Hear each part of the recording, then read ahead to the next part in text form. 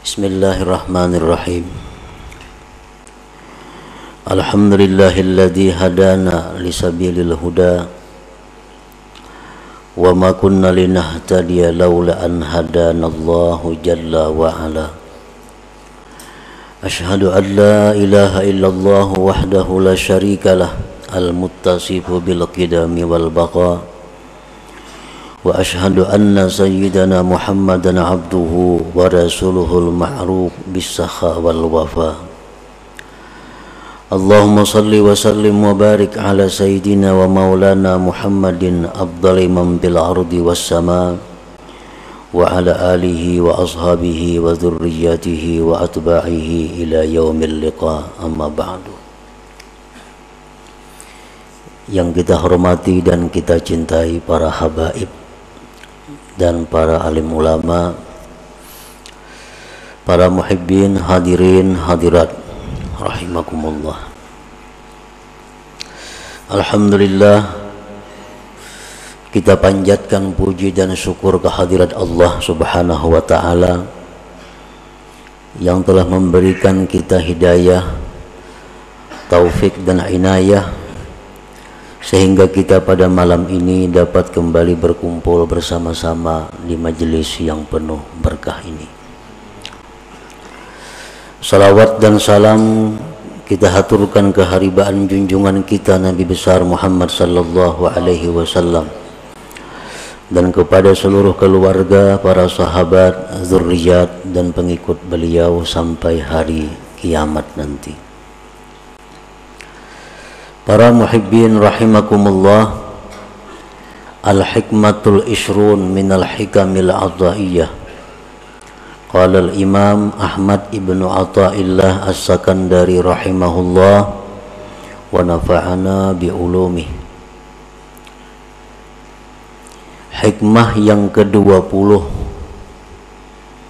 dari Al-Hikam, berkata Imam Ahmad bin Athaillah as-Sakandari rahimahullah, ma aradat himmatu salikin antakifa indama kushifa laha illa wa nadathu hawatiful haqiqah alladhi tatlubu amamak wa la tabarrajat lahu zawahirul mukawwanat illa wa nadathu haqa'iquha innama nahnu fitnatum fala takfur.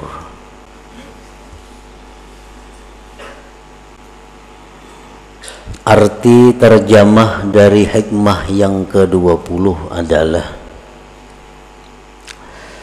tidak menghendaki keinginan orang yang tekun beribadah bahwa berhenti dia ketika dibukakan baginya, melainkan menyeru akan dia oleh suara-suara hakikat. Bermula yang kamu tuntut itu ada di depan engkau. Dan tidaklah bernampak bagi seorang ahli ibadah oleh zahir-zahir ini alam, melainkan menyeru akan dia oleh hakikat-hakikat ini alam. Hanya saja kami ini merupakan cobaan, maka janganlah kamu tergoda dengan cobaan itu. Nah, para muhibbin, itulah terjemah daripada hikmah yang ke-20. Kana abdun bil amsi syaridan an siratillahi ta'ala mu'ridan an kalamihi wa sunnati nabiyyihi sallallahu alaihi wasallam munghamisan fi bihari syahawatihi wa ahwa'ihi thumma adrakathu hidayatullah subhanahu fasyarahallahu sadrahu lil islam wa ta'allama ahkamah thumma jatahada fi ta'atillah bi ada'i faraidihi wa jitinabi nawahihi wa iktsarin nawafil minas salah was siyam was sadaqah Fatala zaman ala dhalikal hal, kana syaitan yugrihi min qablu bil fawahish wal munkarat, fal an yuwaswisu ilaihi qailan ala tara kaifa asbahta al-an anta min khairati ibadillahi salihin tata'allamu ahkamahu wa tuaddi faraidahu wa tajtanibu nawahiyahu wa tuksirun nawafil wa tashabul ulama qad asbahta min awliyaillahil muqarrabin. Fa idza rakana ila hadzal waswas wa tasharraba hadzal iha ila al-yaqin min nafsihi ada ila aqbaha mimma kana alaihi sabiqa.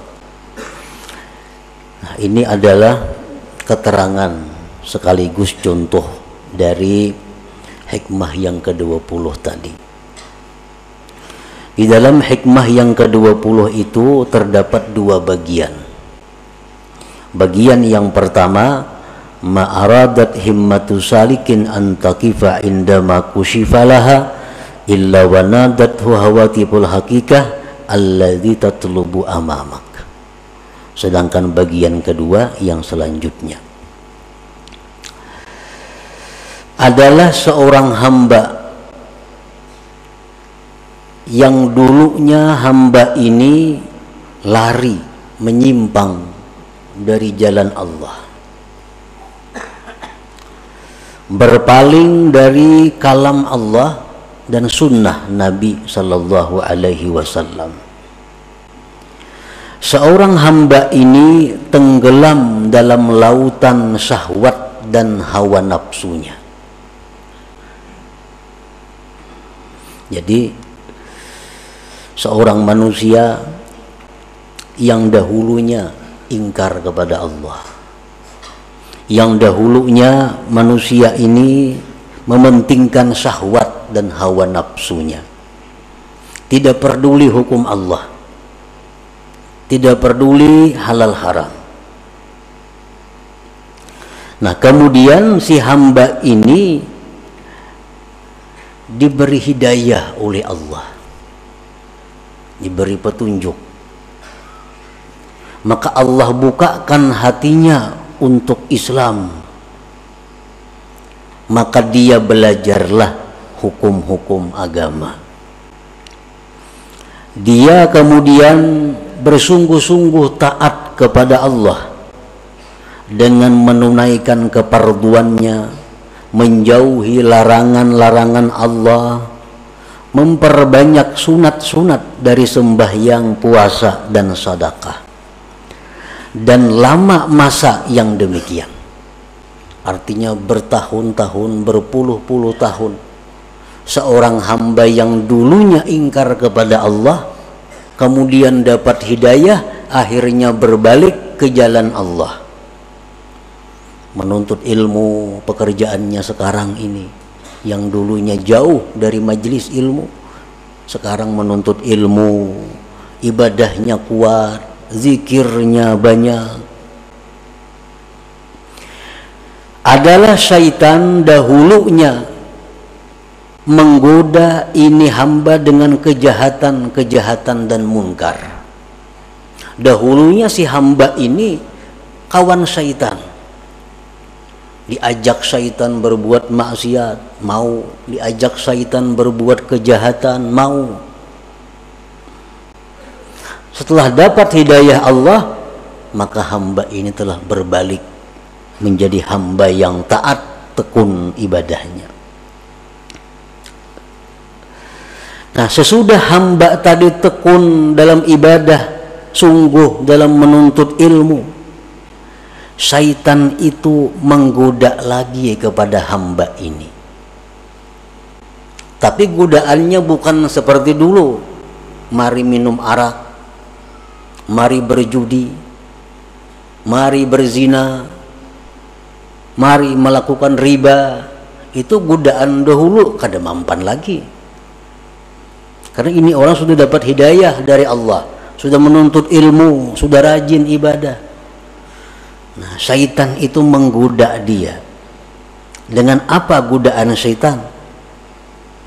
Ala tara kaifa asbahta al'an. Oh si fulan, ya syaitan, apakah tidak kau lihat diri engkau sekarang ini? Engkau sekarang termasuk hamba Allah yang pilihan. Nah, engkau sekarang sudah masuk dalam hamba Allah yang pilihan. Engkau belajar hukum Allah, engkau menunaikan keparduan, engkau sudah menjauhi larangan, engkau sudah banyak melakukan yang sunat-sunat, engkau sudah dekat dengan para ulama-ulama. Sekarang engkau, ujar syaitan, termasuk aulia Allah al-muqarrabin. Sekarang engkau wali. Dahulu ikan buntat, sekarang engkau wali. Ibadah engkau luar biasa, menuntut ilmu siang malam. Jadi engkau sekarang ini, ujar syaitan, sudah menjadi waliullah, sudah menjadi wali Allah.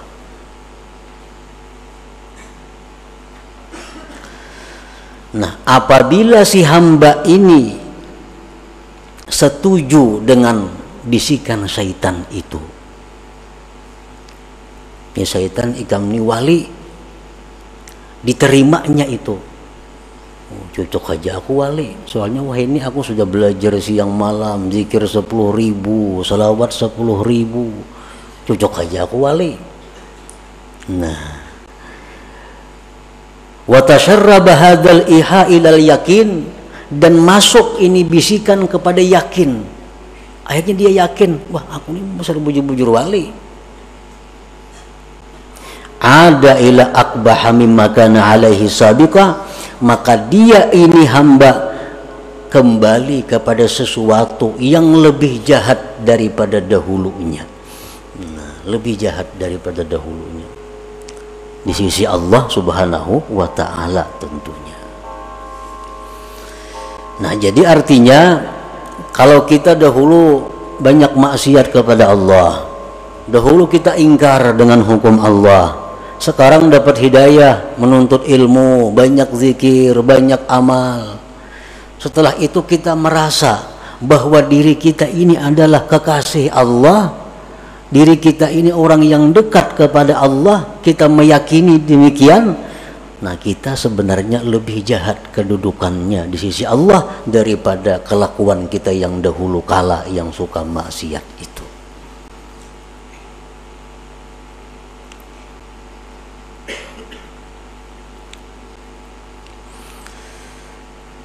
Itulah yang dikhawatirkan oleh Rasulullah sallallahu alaihi wasallam. Dalam sebuah hadis beliau bersabda, "Lau lam tuznibu la khasyitu 'alaikum ma huwa akbaru min dzalik al-ujubu al-ujubu." Ujar Nabi, andai kata kalian itu tidak berbuat dosa sama sekali,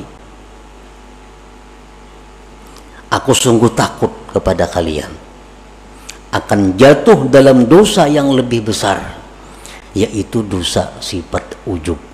Dosa sifat ujub tadi.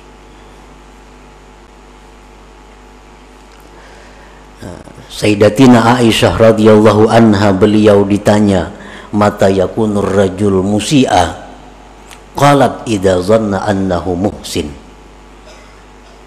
Kapan seseorang itu dikatakan jahat di sisi Allah? Ujar Aisyah menjawab, bila mana dia sudah menyangka dirinya baik. Bila mana kita menyangka diri kita ini sudah baik, berarti kita orang yang jahat di sisi Allah Subhanahu wa ta'ala. Nah, ini keterangan daripada bagian yang pertama daripada hikmah yang ke-20 tadi. Nah, para muhibbin rahimakumullah, jadi syaitan ini, ujar para ahli suluk, mengatakan selalu berusaha menggoda kita sampai kepada tahapan-tahapan yang ke-7, baru syaitan itu berakhir menggoda kita. Sampai 7 tingkat keadaan-keadaan kita, syaitan selalu membisik kepada kita agar kita gugur, agar kita terjatuh ke dalam jurang yang hina. Nah, untuk menghindari, menjaga keselamatan dari godaan-godaan syaitan yang 7 tingkat itu, 3 hal yang kita perlukan. Pertama, ilmu yang pertama. Yang kedua, doa kepada Allah agar dipelihara. Yang ketiga, kawan yang baik. Nah, 3 macam itu kalau kita ingin selamat. Para muhibbin rahimakumullah, apa yang 7 itu? Dalam tahapan pertama, syaitan itu mengajak kita dengan ajakan ukfur, kafirlah engkau. Icam jaka kafir, nyaman kada besembayangan, kada berpuasaan, kada berzakat, kada istilah perjinahan, kafir. Mungkin ajakan ini tidak ditujukan syaitan kepada kita, karena kita insya Allah kada mungkin hakun bakapir. Ada bisikan nyuruh kafir, bakapir lah, insya Allah kada. Tapi untuk orang-orang yang tertentu bisa terperdaya dengan ajakan ukfur ini. Nah, kalau syaitan itu mengajak kita kepada ukfur, kafirlah kamu kepada Allah, ilmu yang kita perlukan untuk mengatasi ini adalah firman Allah, wa ma liya la a'budul ladzi fatarani. Tidak ada alasan wahai syaitan untuk tidak menyembah Tuhan yang menciptakan aku. Kalau engkau mengajak aku kepada kafir wahai syaitan, aku tidak ada alasan untuk tidak menyembah Tuhan yang menciptakan aku. Selamat kita. Kada hakun bakapir, dibawai kafir kada mau. Lalu dalam tahapan yang kedua, syaitan mengajak kita, membisik kepada kita, la tuti' rabbak,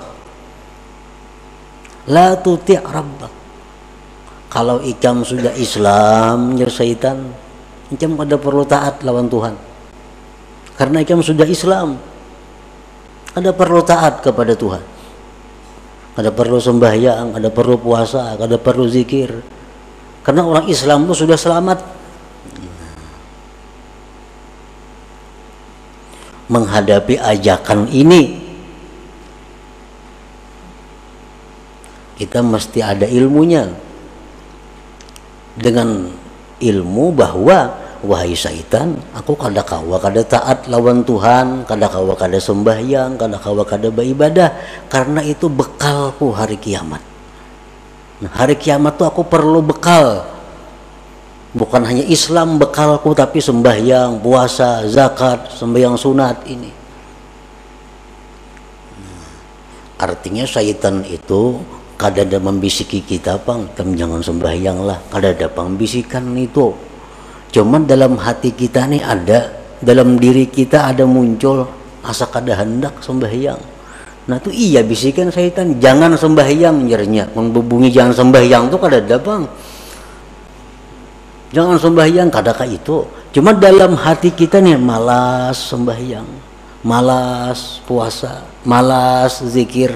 Nah itu bisikan syaitan yang kita atasi dengan apa?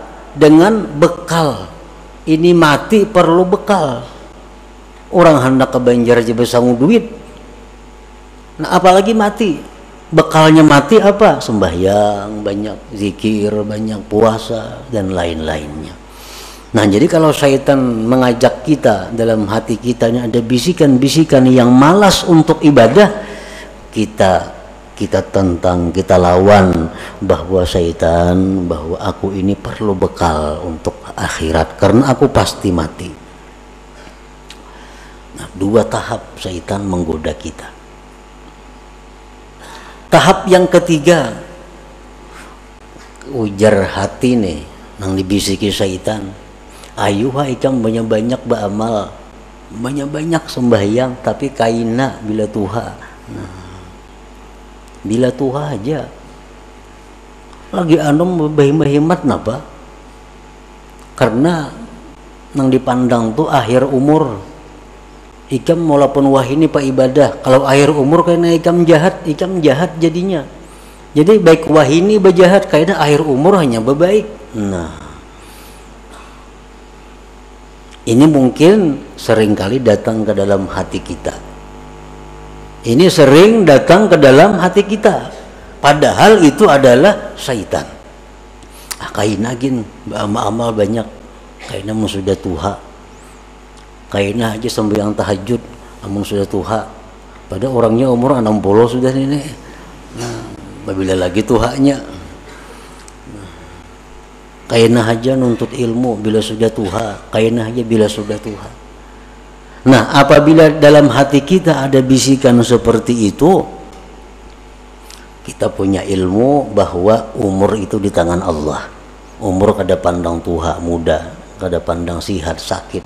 Kalau sampai mati, jadi kada kawa menunda amal itu. Bila ini hendak beribadat, gawi laksanakan, kada perlu menunda. Nah, para muhibbin rahimakumullah, syaitan itu hati kita ini dibisikinya lagi. Jadi syaitan, kalau engkau memang hendak beramal beribadat juga, ajil, lakasi beramal. Sembahyang jam 1000 rakaat semalaman kayak Zainal Abidin, atau 500 rakaat kayak Imam nakasih. Nah, digasaknya kita oleh syaitan supaya banyak-banyak beramal. Tujuannya apa? Bila kena banyak kita busan ampe. Atau lagi tujuan syaitan bila banyak-banyak itu berancap-ancap kada sempurna. Sembahyang kada bertumak ninah jadinya. Itu tahapan yang keempat daripada syaitan, bahwa segera. Nah, ini kita atasi syaitan dalam hati kita, kita bisiki, aku beramal kada perlu belaka-lakas, yang penting aku sempurna, kada perlu berancap-ancap, karena begitu ada niatku sudah beramal itu sudah masuk. Perlahan kita gawi, perlahan sembahyang, perlahan baca Quran kita perlahan. Nah, tahapan yang kelima, syaitan ini menggoda kita lagi dengan godaan apa? Nah, syaitan kalau ikam sudah perlahan itu, ikam tunggu, ikam akan dipuji oleh seluruh makhluk kayaknya. Ikam akan dipuji oleh manusia, ikam akan dipuji oleh orang-orang besar karena mengakui kehebatan engkau. Ikam ahli ibadah, ibadahnya bagus. Nah, supaya kita ini ria. Nah, kita atasi dengan demikian, wahai syaitan, aku beribadah kada mengharapkan pujian orang. Aku beribadah kada mengharap penilaian orang. Yang kutuju itu adalah penilaian Allah. Aku cukup Allah yang mengetahui aku beramal, kada perlu orang lain.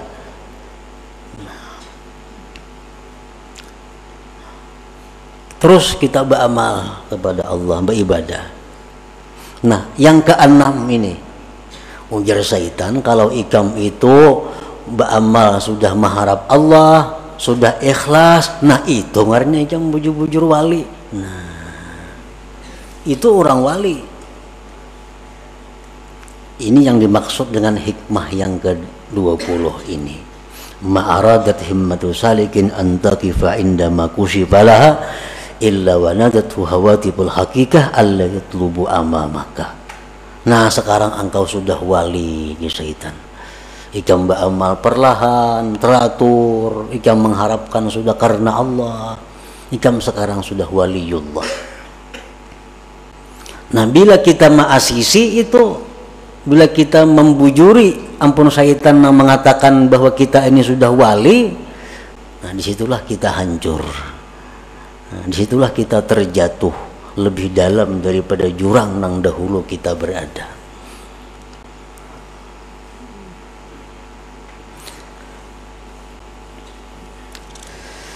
Nah, fasabilus salama li hadzal abdi ayyujiba syaitan aina ana minal awliya was salihin wa ana warikum bi bihari taksir wa qillatil ilm qalbi masghulun bid dunya wa ma ukhlisu fil amal wa lam a'lam hal tuqbalu taubati amla inna ma ana abdun hakir katsiruz dzunub arju rahmat rabbi.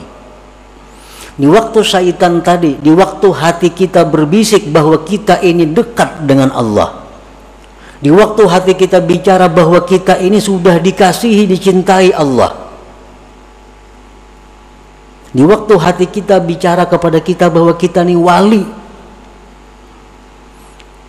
itu hendaknya dijawab, bah, kada mungkin aku ni wali, kada mungkin aina ana minal aulia, kada mungkin aku ni wali, aku ni masih banyak kurang, ilmunya kurang, hatiku masih banyak kepikiran dunia, amal ibadahku belum tentu ikhlas, dosa-dosaku dahulu belum tentu diampuni Allah, tubat-tubatku belum tentu diterima.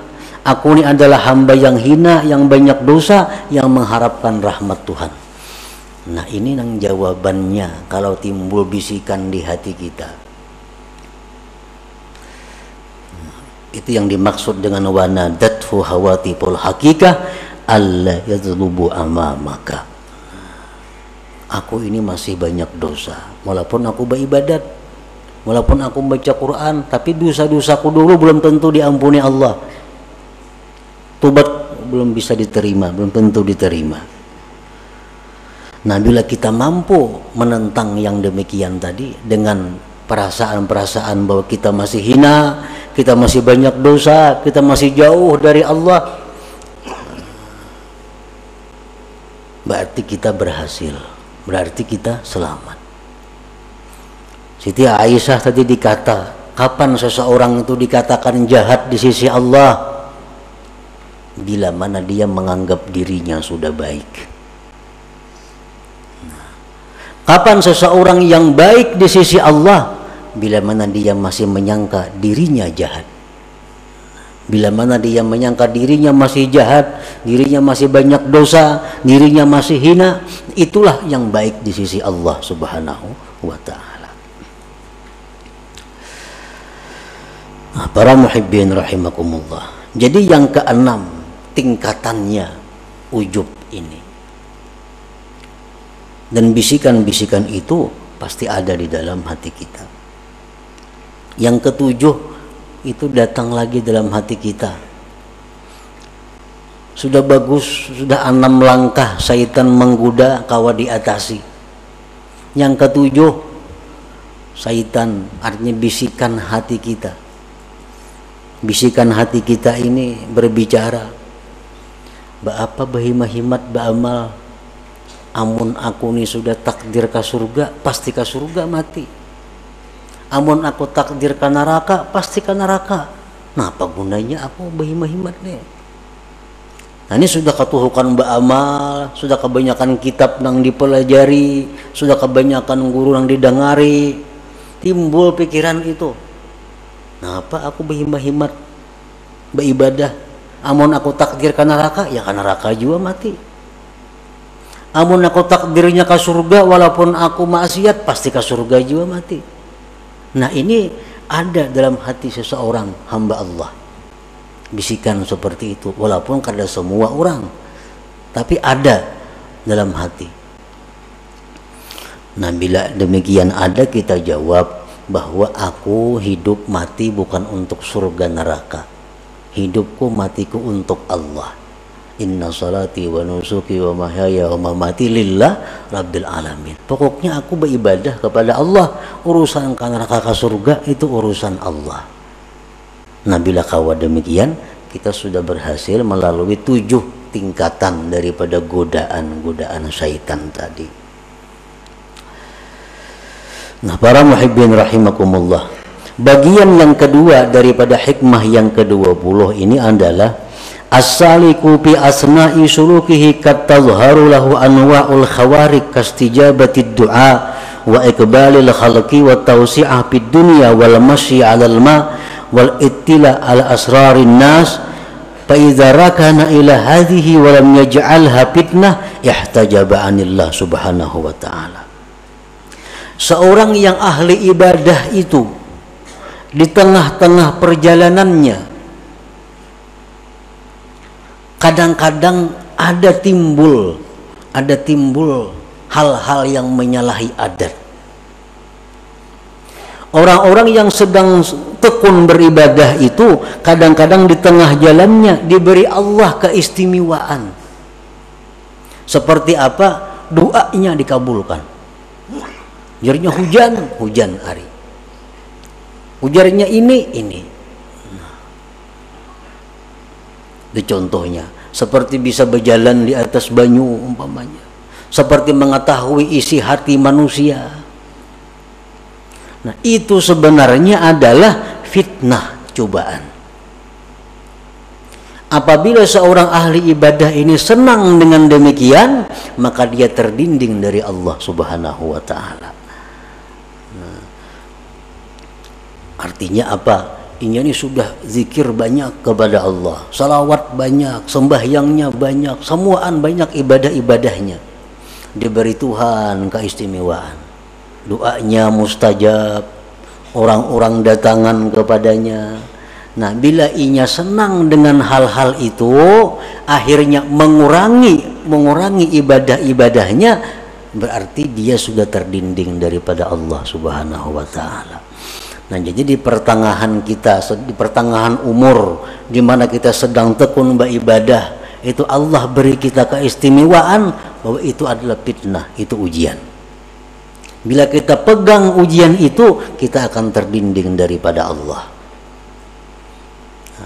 Orang membaca zikir, membaca ba'amal, amalan macam-macam dibaca, itu ngarannya salik orang yang berjalan menuju Allah.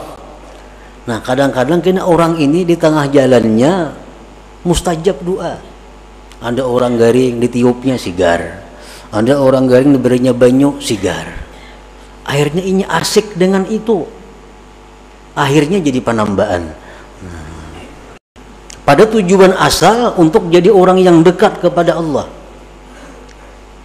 Zikir, baca salawat, dicoba oleh Allah dengan demikian. Ada orang minta ini sigar, ada minta ini kabul, ada minta ini berhasil. Akhirnya sibuk melayani itu. Ibadah-ibadah yang sudah dirintis tertinggalkan. Nah, ini artinya ihtajaba anillah. Jadi bila mana kita mengalami yang demikian, maka janganlah kita anggap itu satu kebanggaan. Jangan kita anggap itu satu kemuliaan. Tapi innama nahnu fitnah, kami hanya cobaan. Itu hanya adalah ujian dari Tuhan. Apakah kita berhenti sampai di situ atau terus berjalan beribadah sebagaimana yang sudah dirintis terlebih dahulu. Nah, itulah para muhibbin rahimakumullah, sebagian daripada maksud yang bagian kedua dari hikmah yang ke-20 ini. Mudah-mudahan kita diberi Allah taufik hidayah sehingga dapat mengamalkan ilmu pengetahuan yang diberikan Allah kepada kita. Amin ya rabbal alamin. Ila hadratin Nabi sallallahu alaihi wasallam. Al-Fatihah. Bismillahirrahmanirrahim. Iyyaka na'budu wa iyyaka nasta'in.